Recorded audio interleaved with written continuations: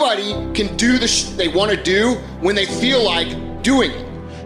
Anybody can go to the gym when they feel like going to the gym. Anybody could show up to work and give 100% when they're in the mood to do so. But what makes successful people successful is what they do when they don't feel like it.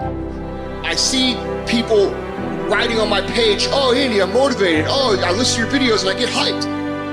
That's great, and I'm glad that I can get you hyped for 5 minutes. But what do you do after the 5 minutes is over? What do you do after you walk out of the seminar that you paid $1,000 to go to? What do you do when you wake up the next day? What do you do when you have to either do what it is you know you're supposed to do without somebody there to supervise you, or you get to take the play off because no one's gonna know the difference? Those are the things that make up success.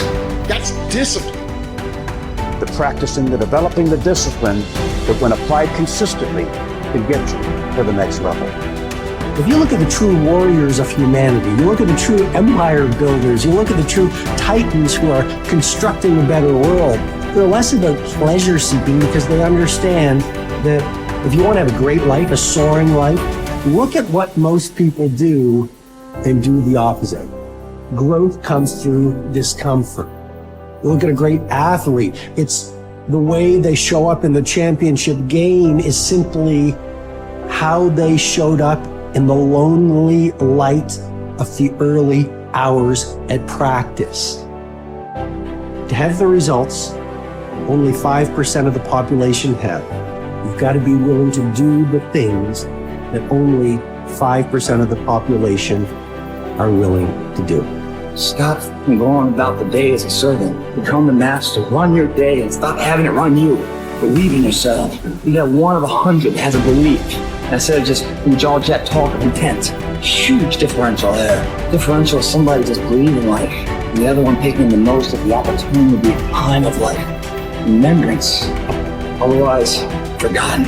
You have no business being average, but now you justify it. You come up with these great reasons why you can't get up at 5. You have these great reasons of why you have to do everything, why you don't execute, why you don't finish, why you don't follow through, why you say you'll exercise and you do it for about 10 days and you quit. You've got an excuse for why you're average. I guarantee you, if you were humble enough, if you were hungry enough, if you really wanted what you said, you'd sit down and you study what you do and you'd say, I can do this better. But I have not exhausted all my time. I have not exhausted all my resources. There's something missing. You're not where you're supposed to be. It's not going to take a lot, but it's a small gap. And the gap is called execution. If you want to execute just a little bit more, you'll be on a whole level. And I'm telling you, you're not where you want to be financially. You are not the person you want to be. And you have not given yourself enough credit to say, I just need to get up a half hour earlier, and my whole life will change. I just need to get up 1 hour earlier. I just need to work 1 hour longer. Doing things that matter take time. Doing things that are great take time. Doing things that are going to get you paid take time. And you can't get around it. You can't outwork time. You can't change it. You can't do anything about it. It's just going to take time. And if you can understand aggressive patience, you can put it into play in your life, you can not only achieve everything you want to achieve, but you can do so with a sense of calm, with a sense of confidence, with a sense of certainty that your life is going to turn out the way that you want it to. It takes faith. You have to trust that things are going to happen. At the end of the day, if you go to bed at night and sleep good knowing you gave every day your all, you can feel good that things are going to happen. If you can understand that it is going to take a long time, and during that time, you are going to have to do absolutely everything you can, you cannot be anything else but successful.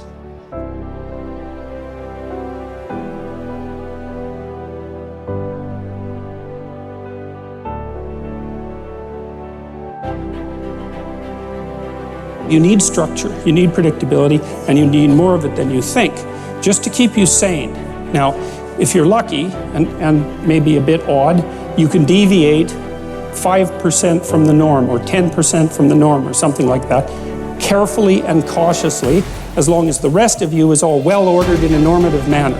You might be able to get away with that, and you might be able to sustain it across time, and people might be able to tolerate you if you do it, or maybe you'll get really lucky and you happen to be creative but reasonably well put together, and people will actually be happy that there's something idiosyncratic and unique about you.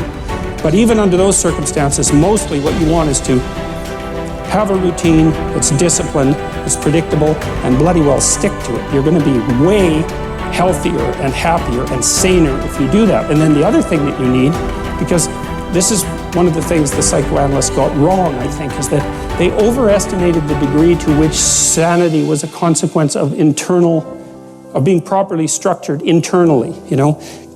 Because from the psychoanalytic point of view, you're sort of an ego, and that ego is inside you. And of course, it rests on an unconscious structure. But the purpose of psychoanalysis is to sort out that unconscious structure and the ego on top of it, and to make you a fully functioning and autonomous individual. But there's a problem with that, because the reason that you're sane as a fully functional and autonomous human being isn't because you've organized your psyche, even though that's important. The reason that you're sane if you have a well-organized unconscious and ego is because other people can tolerate having you around for reasonably extensive periods of time and will cuff you across the back of the head every time you do something so stupid that people will dislike you permanently if you continue. And so what people are doing to each other all the time, just non-stop, is broadcasting sanity signals back and forth, right? It's like you smile at people if they're not only behaving properly, but behaving in a way that you would like to see them continue to behave.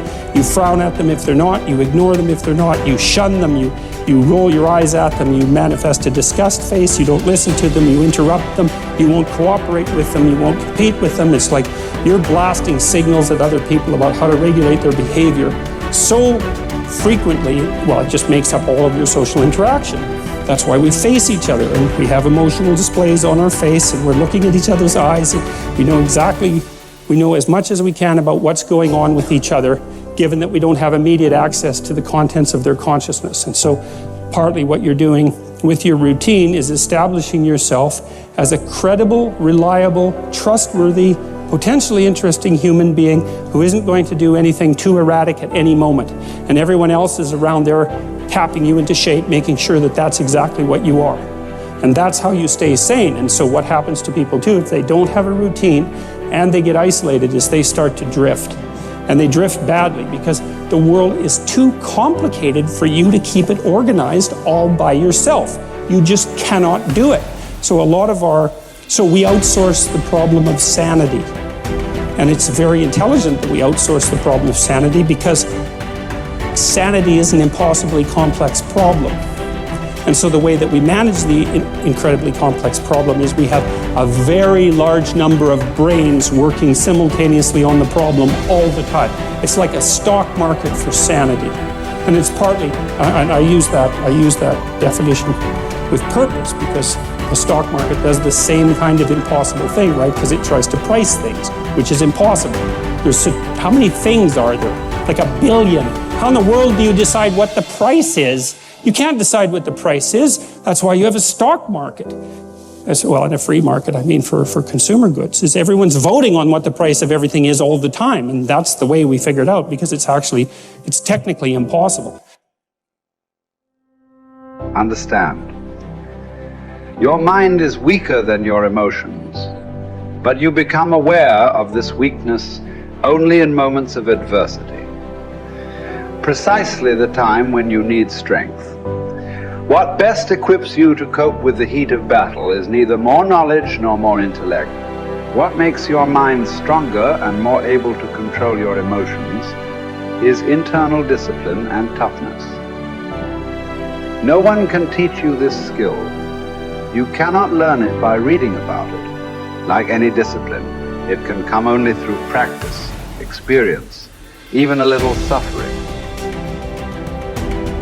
An active life serves the purpose of giving man the opportunity to realize values in creative work, while a passive life of enjoyment affords him the opportunity to obtain fulfillment in experiencing beauty, art, or nature. But there is also purpose in that life, which is almost barren of both creation and enjoyment, and which admits of but one possibility of high moral behavior, namely in man's attitude to his existence, an existence restricted by external forces. A creative life and a life of enjoyment are banned to him. But not only creativeness and enjoyment are meaningful. If there is a meaning in life at all, then there must be a meaning in suffering. Suffering is an ineradicable part of life, even as fate and death. Without suffering and death, human life cannot be complete. As his mind becomes purer and his emotions come under control, his thoughts become clearer and his instincts truer. As he learns to live more and more in harmony with his higher self, his body's natural intuition becomes active of itself. The result is that false desires and unnatural instincts, which have been imposed upon it by others or by himself, will become weaker and fall away entirely in time. This may happen without any attempt to undergo an elaborate system of self-discipline on his part. Yet it will affect his way of living, his diet, his habits. False cravings, like the craving for smoking tobacco, will vanish of their own accord. False appetites, like the appetite for alcoholic liquor or flesh food, will likewise vanish. But the more deep-seated the desire, the longer it will take to uproot it, except in the case of some who will hear and answer a heroic call for an abrupt change. Persistence and variety. These are the two primary ways to develop great ideas or to solve important problems. Keep leaning your head against a topic for a long time. Certainly for weeks, possibly for years. And along the way, try many lines of attack. Continue to generate options, explore paths, and propose silly ideas. Copy and paste concepts from widely different disciplines and see if it gets you anywhere. All the while, continue to refine the best solution you've found thus far. What looks like genius may simply be the byproduct of persistence and variety. The tendency to avoid challenges is so omnipresent in human beings that it can properly be considered a characteristic of human nature. But calling it natural does not mean it is essential or beneficial or unchangeable behavior. It is also natural to defecate in our pants and never brush our teeth. Yet we teach ourselves to do the unnatural until the unnatural becomes itself second nature. Indeed, all self-discipline might be defined as teaching ourselves to do the unnatural. Another characteristic of human nature, perhaps the one that makes us most human, is our capacity to do the unnatural, to transcend and hence transform our own nature